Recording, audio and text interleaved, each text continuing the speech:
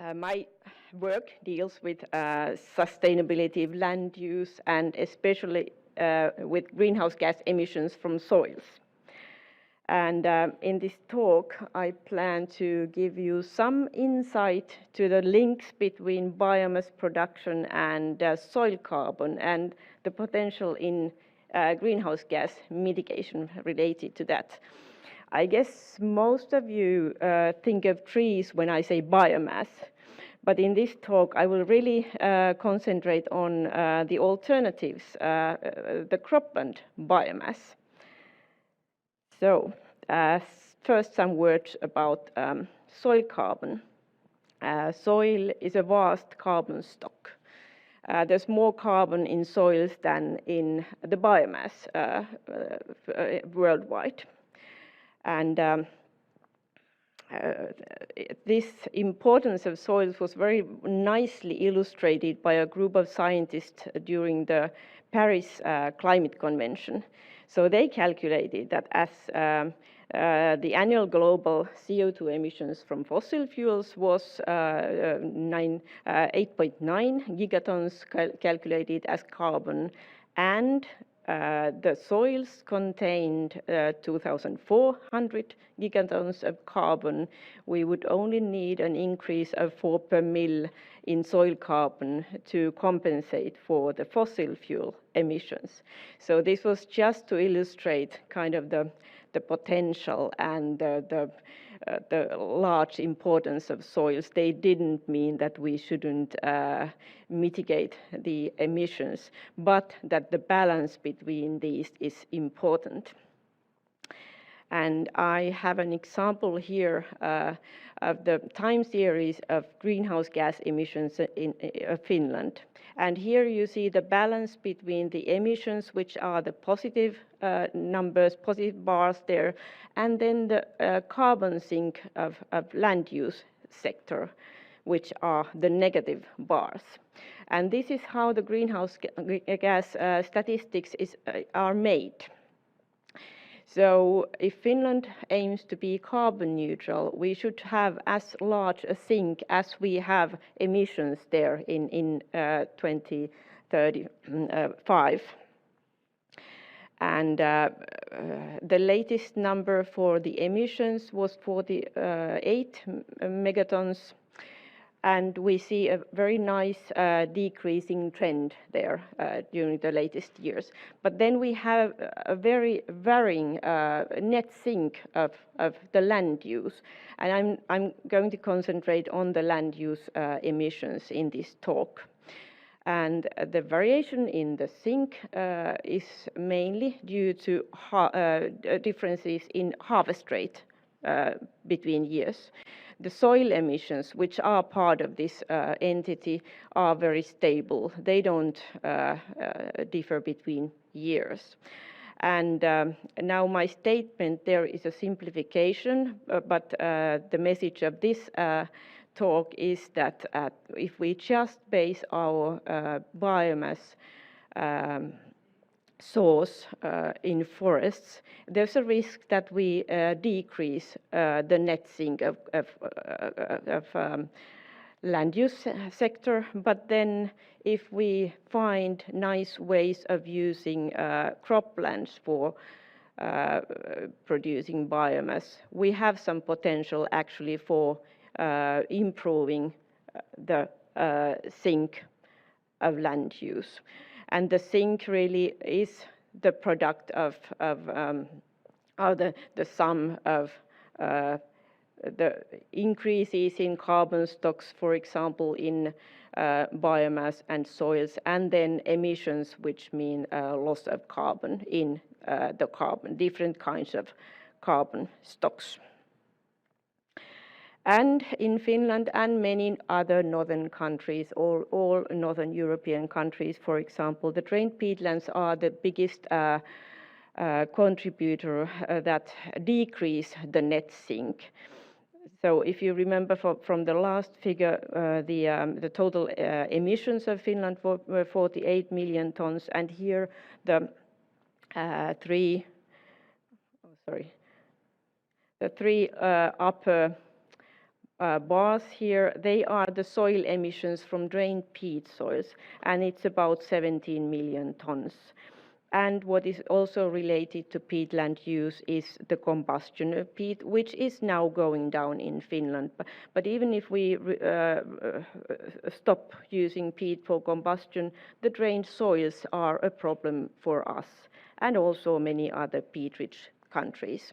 So this is something that we really can affect when we decide on land use.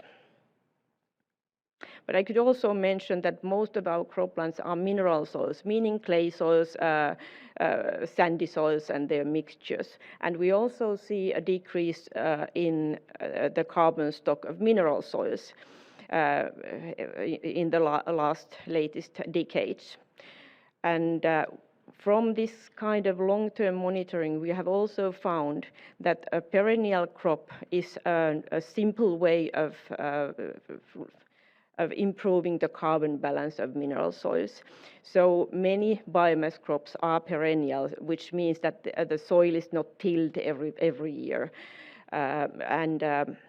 This would be one way of improving the carbon balance of mineral soils if we had more perennial crops there and use for that kind of biomass. Some words about the mechanisms. So there's a new term, carbon farming, that now means both carbon sequestration in mineral soils and reducing the carbon losses from peat soils. And for the carbon balance, I mean, the carbon balance is defined by the amount of carbon that comes to the soil in photosynthesis, and then the activity and the decomposing processes there. And of course, it matters if we take the crop residues out after harvesting or if we leave them. So all this affects how the soil behaves as a carbon stock. Peat soils are have the same mechanisms, but they are the carbon content of peat is so high, and the peat has been formed because the soil was waterlogged, and almost all plant material from photosynthesis stays there in the peat. But then when we use the soil and drain it, all peat above the groundwater level is prone to decomposition, and it will be lost at some point. So the typical loss rate of peat in agricultural soils is 1 centimeter per year. So if we have 3 meters of peat, we can cultivate it for 300 years, but then we don't know what is there underneath this peat. And the mean peat depth of Finnish fields is about 70 centimeters at the moment. So this has been recognized, the connection between carbon farming and decarbonization of industry has been recognized, for example, in European Union. Now we talk about using the marginal lands because we know that there will be a high demand of biomaterials for different kinds of industrial solutions, and this forms a risk of deforestation. For example, we need more area if we want to have more of this kind of biomass. But we also know that if we use soils that are poor with carbon, there's a potential to sequester more carbon in them, and especially many biomass crops are such that they can even return the poor soils back to production. And in the case of Finland, we can name the abandoned peat mining sites or also fields that have lost their production potential as marginal lands. And if the carbon in soils have value as it begins to have, this kind of use of even scattered small areas of marginal soils might come a solution and an option for landowners because they can be paid for the carbon compensation.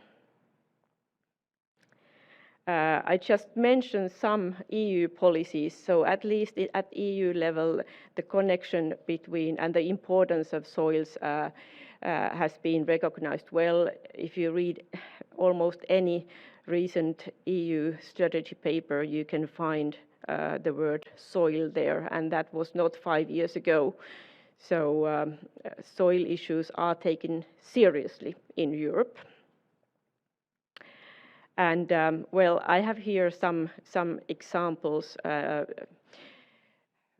illustrating the difference between peat soils and mineral soils, because our selection of the measures on soil have very different impacts per area. A typical mitigation measure on mineral soils has the potential of increasing soil carbon stock that is equivalent to 0.1 to 0.5 tons per carbon dioxide equivalent per hectare, whereas if we do rewetting on peat soils, we can reach even 30 tons of equivalents per hectare. And I made a coarse calculation, so if we want to mitigate, for example, 10% of our CO2 emissions from soils, we can use about 20,000 hectares of cropland for rewetting, or then we can do something with 600,000 hectares for the same effect. We can do all of this, but if we want fast impacts, we can choose the croplands. And for this reason, I will use the rest of my time for talking about rewetting of peat soils. And what kind of areas, I could also, mention that we have a lot of extra croplands. It has been estimated that we have even 500,000 hectares of kind of extra area compared to our current food production. If animal production goes down, there will be much more, but the potential per hectare is less there. We have currently 270,000 hectares of drained peat soils in agricultural use, and there we have a pretty high greenhouse gas mitigation potential per hectare. We also have a lot of abandoned peat production sites. All of this is not yet abandoned, but it will be soon. And in both of these peat soil categories, we have a high greenhouse gas mitigation potential. If we forget all financial and psychological barriers, the potential could be something like 3.5 million tons of CO2 equivalents. And that's why the idea of paludiculture has come up. It was invented in Germany, Greifswald University, and I'm the village idiot that brought this idea to Finland because I thought it's worth trying.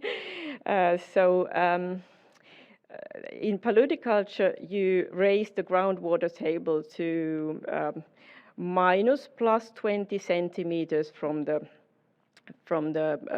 soil surface. And then you just select a crop that thrives or even produces higher biomass in wet conditions. And you can that way produce biomass for energy use, growing media, for horticultural use, construction materials, of course feed and bedding for farms, but I think you are most familiar with the special products that I mentioned here as the last category. And the typical crops are willow, cattail, reed, canary grass, some tree species. For example, common reed could be, it's not yet cultivated, some berries and herbs and that kind of small-scale plants. I could also mention sundew that has a medical application. But I will now present some ideas how this kind of crops are used and how they could be used. So the growing media question is very up to date now in Finland, because peat production for energy is going down, and then we will not have the resource also for other uses of peat, for example, horticulture. And it's very surprising that we don't actually have, I think we only have one peat-free growing media available in the markets at the moment in Finland. And for some reason, the industry really didn't take seriously the evident future that peat production is going down. With this kind of cost calculation, we actually could calculate that as peat can, the growing media can be produced from all kinds of biomass. You just need the right mixture and the right composition. You can use different kinds of biomasses. If you, for example, grow reed, canary grass, and common reed, and you grow it in rewetted peatlands, you could have, again, greenhouse gas mitigation between 1 or 2 million ton. In addition that you replace fossil materials, you can have soil benefits. But of course, transporting the biomass, it has been found problematic. But in one project, we have now tried a solution to this. So there is a company that produces this kind of material. They ran out of material close enough to their facilities. But we found a farmer who actually rewetted a field and produces this reed canary grass, which is part of their raw material, but then the company also cuts common reed from watercourses, so järviruoko in Finnish, and they produce their product at the farm. So these two guys have made a contract. The farmer here is happy with his rewetted field, and then the company Kiteen Mato and Multa produces their growing media there on the farm, and they don't have to transport the biomass. They just come there and they pack the ready-made product then and try to sell it close to this farm. So this is, I think, one functional value chain now. We don't have many significant functional value chains yet. So we really need to consider the whole chain to make this a realistic option for landowners and for the end users. Then I'd like to draw your attention to a very interesting crop, cattail. So osmankäämi in Finnish. It can be eaten. All parts of it can be eaten. Then you can see here some construction materials, disposable dishes, and then this very nice fluff. And there's an interesting startup from Aalto University, this fluff stuff company. They will use the fluff for fillings in textiles. And there seems to be a lot of research on this plant in recent publications. Here are just some random examples. This plant produces a very high biomass. You can even in Finland, you can have a higher biomass than from the most crops, I think, field crops that we have. And it seems that the uses are very versatile for this. So I'm looking forward to your ideas on, for example, this crop. But in general, we can now see that the companies start really to understand the value of soils. For example, the Irish peat company has decided years ago to rewet all of their abandoned areas. Also, the Finnish peat company Neova is rewetting soils. They organize this kind of hackathon to develop new value chains which are not based on peat. And I took part in a conference last year that was around paludiculture, and at least this kind of companies producing different kinds of boards, mostly building materials, I think, were taking also part in this. So there seems to be interest in paludiculture.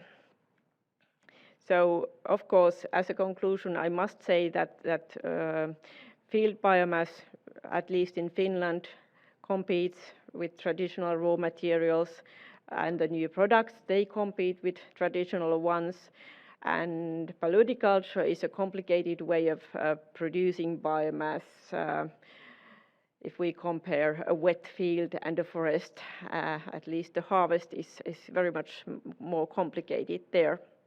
So the motivation for paludiculture really arises from developing the ecosystem services, mainly greenhouse gas mitigation, and this must have a value. But now we see that the carbon compensations can be used for paying for this, but we also need higher degree of refining and cascading use of these materials to make a profitable value chains out of these. So I'm looking forward to your soil conserving innovations, and thank you.